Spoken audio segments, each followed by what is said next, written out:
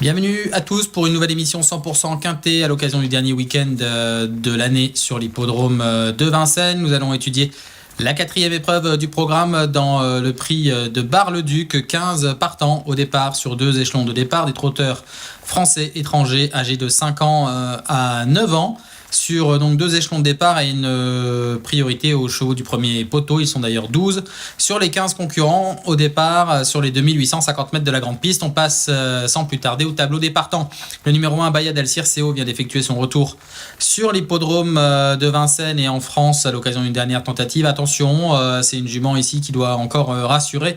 Dans l'immédiat, sa chance n'est pas prioritaire. Le 2, Jimmy Ferro BR, s'est produit sur l'hippodrome d'Hambourg. Il rendait la distance lors de sa plus récente tentative. C'est un cheval qui est venu toujours avec quelques ambitions durant l'année 2025 en France.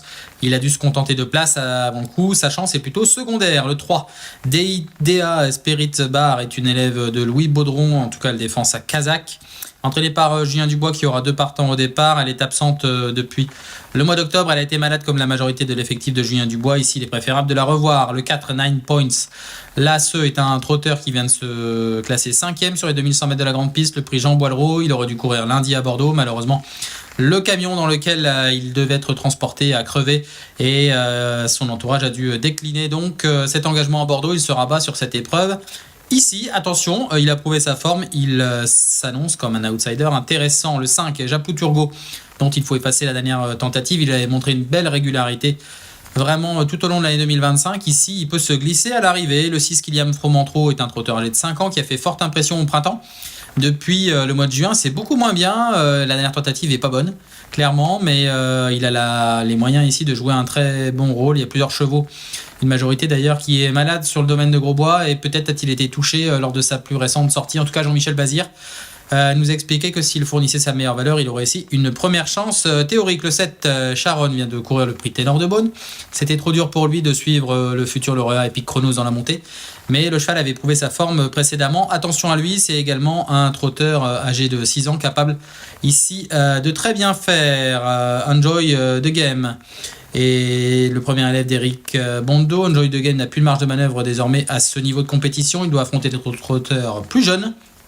Et malgré une situation au premier échelon, sa chance est secondaire, un peu au même titre que le numéro 2, Jimmy Ferro BR. Ensuite, le numéro 9, Colbert WF, deuxième élève d'Eric Bondo, qui est supérieur à Enjoy the Game. Ce trotteur vient de se classer 2e derrière Power Dog, qui est une référence dans les bons quintets de l'hiver. Attention à lui, il pourrait créer la surprise et se glisser à l'arrivée avec l'aide d'Eric Raffin. Le 10, Jongleuse de Lune, est une jument qui fait preuve d'une belle régularité depuis quelques semaines. Elle a besoin d'un parcours à l'économie, mais si elle peut placer sa pointe de vitesse au bon moment, attention à elle, elle fait partie des bonnes chances de cette épreuve. Le numéro 11 se nomme Élégance Chronos, une jument âgée de 5 ans qui avait gagné au niveau groupe 1 il y a de ça quelques mois. C'était en Suède. Ici, elle découvre un engagement idéal, une course dans les jambes, mais certainement que Laurent Brivard a pu affûter la lame pour cette épreuve. Vraiment une belle compétition pour Élégance Chronos. On s'en méfiera tout particulièrement. Le 12, Yalto Dertals, n'a pas été revu depuis 1 mois et demi, mais le cheval a pu reprendre un peu de fraîcheur car il n'avait pas d'engagement, nous expliquait Thierry Duval d'Estaing. En tout cas, pas d'engagement très intéressant pour lui. Ici, il doit affronter certes les plus jeunes, mais il doit pouvoir se glisser parmi les 5 premiers. On passe au second échelon, le 13.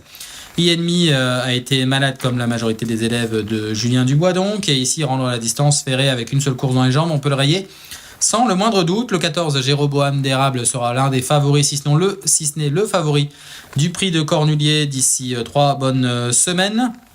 Ici, il se change les idées au trot attelé après sa victoire dans le prix Auguste François au trot monté face à Impala de Val. Et enfin le 15, Gendréen est vraiment le seul cheval capable de revenir des 25 mètres. Malheureusement, il ne sera sans doute pas ramené par ses 2 compères qui ne sont pas des premières chances à son échelon de départ. Mais Gendréen n'a pu prendre des gains récemment tout en courant très bien. Il est désormais très argenté.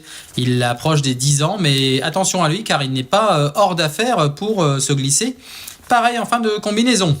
Nous passons à notre choix.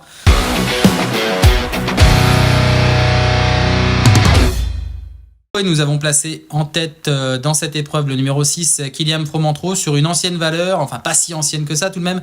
On va le revoir en image lors de sa dernière victoire, c'était sur l'hippodrome de Vincennes le 22 juin dernier. Le prix Jean-Yves L'Écuyer qui était une très belle épreuve similaire à celle-ci, où le cheval s'est lancé au premier poteau déjà. Il avait pris l'avantage en haut de la montée en plaçant une belle accélération avant de se montrer le plus fort à la lutte. On le revoit ici repousser toutes les attaques dans la phase finale. Et Kyliam Fromentro s'était montré souverain avec l'aide de Jean-Michel Bazir. Ses plus récentes tentatives n'ont vraiment pas été bonnes. Il a calé assez vite dans le tournant final une fois. Il est parti au galop également précédemment au mois de septembre. En tout cas, il ne faut vraiment pas le juger sur ses différentes sorties récentes. Nous tablons sur le fait qu'il puisse pleinement se racheter, mais pour cela, il va falloir qu'il fournisse sa meilleure valeur. En tout cas, à 5 ans, il n'a pas ici les gains en rapport avec sa qualité. Et nous tablons sur un complet rachat de Kyliam Fromentro qui porte le numéro 6. En deuxième position, nous avons placé un autre 5 ans. Au départ, et c'est une jument d'ailleurs, le numéro 11, Élégance Chronos, qui défend les intérêts de Jean-Pierre Barjon pour l'entraînement de Laurent-Claude Abrivard. Cette Élégance Chronos, on va la revoir en image lors de sa plus récente sortie intéressante, en tout cas quand elle était déférée des 4 pieds. On la voit ici patienter au sein du peloton à la sortie du tournant final. La jument avait pris un très bon départ avant de reculer progressivement avec les différents relais.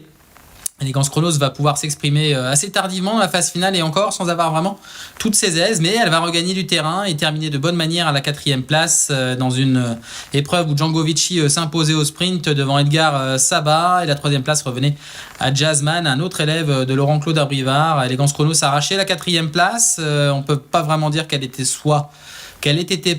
très heureuse en cette occasion. Depuis, elle a effectué une course de rentrée. Et ça peut paraître insuffisant, mais en tout cas, l'engagement est vraiment idéal au premier poteau. Elle a fait ses preuves sur les parcours de tenue. Elle n'est sans doute pas atteinte par la limite de gain. C'est une jument encore qui a beaucoup de choses à montrer et à démontrer en France. Ici, elle pourrait pourquoi pas trouver son jour. En tout cas, en cas de défaillance de Kyliam Fromentro, Élégance Chronos représente vraiment une très belle possibilité. Nous dirons personnellement qu'elle représente une base dans cette épreuve. Une autre base que nous avons placée en 3e position de notre sélection, c'est le numéro 10, Jongleuse de Lune. Jongleuse de Lune qui répète toutes ses courses. Une 3e place à la clé lors de sa plus récente sortie publique. C'était le 7 décembre. Elle courait de façon rapprochée. Après une 3e place dans la finale du GNT, Jongleuse de Lune va devoir changer de partenaire. Alexis Colette est suspendu pour cet événement du week-end. Samedi sur l'hippodrome de Vincennes avec le prix de Bar-le-Duc, mais on va la revoir cette Jongleuse de Lune donc à l'occasion de sa 3e place dans la finale du GNT. Elle s'était montrée particulièrement efficace dans la phase finale grâce à sa pointe acérée. Elle s'était retrouvée assez loin dans le parcours, 5e ligne à la corde, mais comme désormais assez souvent, c'est le bon wagon. La corde, quitte à être un petit peu plus loin, en tout cas, Jongleuse de Lune a pu s'en sortir de cette situation. Elle va progresser vivement à la sortie du tournant final au centre du peloton et très bien sprinter tout en devant slalomé. Elle arrache la 3e place et termine tout près de Humble du Vivier, tandis que Jingle Dupont s'imposait au sprint de peu dans une arrivée très serrée. Cette Jongleuse de Lune a besoin d'un parcours à l'économie, d'avoir un petit peu de réussite, mais vu la forme qu'elle affiche actuellement, il n'y a pas de raison qu'elle ne poursuive pas sur sa lancée, d'autant qu'elle a désormais eu 2 semaines de récupération depuis sa dernière sortie publique. Et ici, elle devrait se présenter au mieux de sa forme. En 4e position, j'ai placé le numéro 7, Charon ou Charon, je ne sais pas vraiment. En tout cas, c'est un trotteur norvégien qui vient de disputer le prix Ténor de Beaune la semaine dernière à Vincennes avec l'aide de Théo Duval d'Estaing, une aide qui n'a pas forcément été bénéfique. Le cheval s'est retrouvé en dehors dans la montée derrière Epic Chronos, mais vu l'allure qui était imposée par l'élève de Daniel Reden dans la montée, il n'a pu le suivre et Théo Duval d'Estaing a eu le bon réflexe de ne pas lui demander l'impossible afin de ne pas l'user au niveau physique ni au niveau mental. En tout cas, Charon a été battu. C'était sans doute trop dur pour lui dans le prix Ténor de Beaune. Pourtant, il avait gagné le derby en Norvège à l'âge de 4 ans. Il est désormais âgé de 5 ans. Et Charon ici est pourquoi pas capable de disputer un premier rôle. En tout cas, il fait partie de ces jeunes trotteurs au départ qui devraient ici jouer un très bon rôle. On va le revoir lors d'une course référence, c'était antérieur au prix Ténor de Beaune. C'était le 6 décembre dernier, le prix Narquois qui réunissait d'excellents 5 ans. dans une course fermée, et ce charron avait patienté le long de la corde, non loin des premiers sur une troisième ligne, avant de bien sprinter dans la phase finale. Il avait reculé un petit peu au moment où les choses sérieuses avaient débuté, mais ce charron avait su être brillant dans la phase finale pour ses débuts à Vincennes. On le voit ici donc terminer le long de la corde, non loin de Captain Duliamon qui prenait la deuxième place, tandis qu'un trotteur bien connu s'imposait, c'était Jazzman, l'élève de Laurent-Claude Abrivard. Charron ici découvre un bel engagement en tête. Franck Nivars lui sera associé comme lors de cette course référence du 6 décembre, et le cheval sera déféré uniquement des antérieurs. Il sera sans doute mieux dans cette configuration que déféré des quatre pieds lors de sa plus récente sortie. Il aura des fers légers au postérieur qui devraient lui permettre d'avoir du grip et pouvoir bien se propulser dans cette épreuve. En cinquième et dernière position de notre sélection, nous avons choisi de placer le numéro 12, Yalto Dertals, le Duval d'Estaing de service, on serait tenté de dire.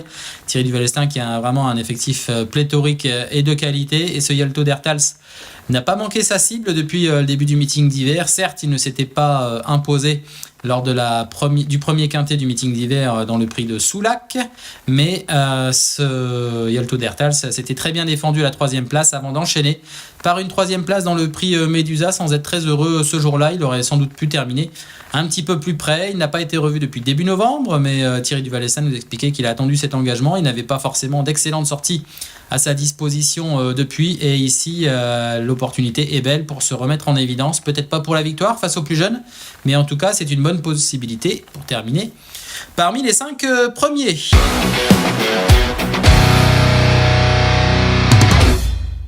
Nous passons à la récap de notre sélection de 5 chevaux, le prix de Bar-le-Duc, 4e épreuve du programme.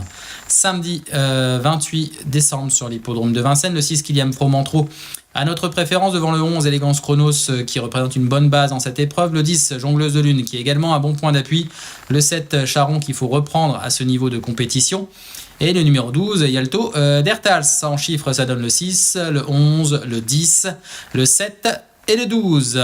Il nous reste plus qu'à évoquer les autres courses de la Réunion. Nous avons jeté notre dévolu et sur une épreuve autre montée, la 3e épreuve du programme. Nous avons choisi le 305, le Prieuré, qui a très bien fait depuis l'automne et son retour sous la selle, qui coïncidait avec le déferrage des 4 pieds pour la première fois.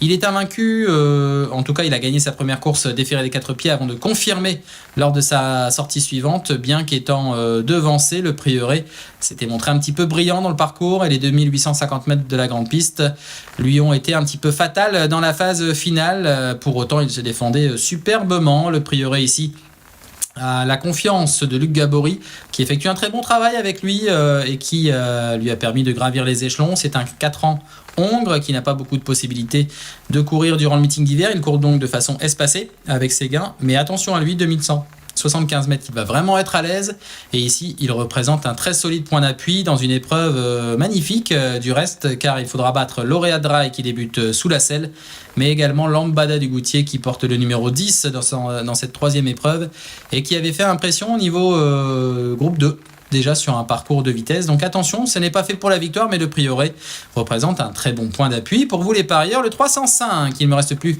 qu'à vous souhaiter une bonne étude de la réunion de samedi sur l'hippodrome de Vincennes en attendant le prix de Bourgogne dimanche, la Q5 du prix d'Amérique Legend Race. Bonne étude des courses de ce samedi 28 décembre, et je vous dis bon jeu à tous et à très bientôt.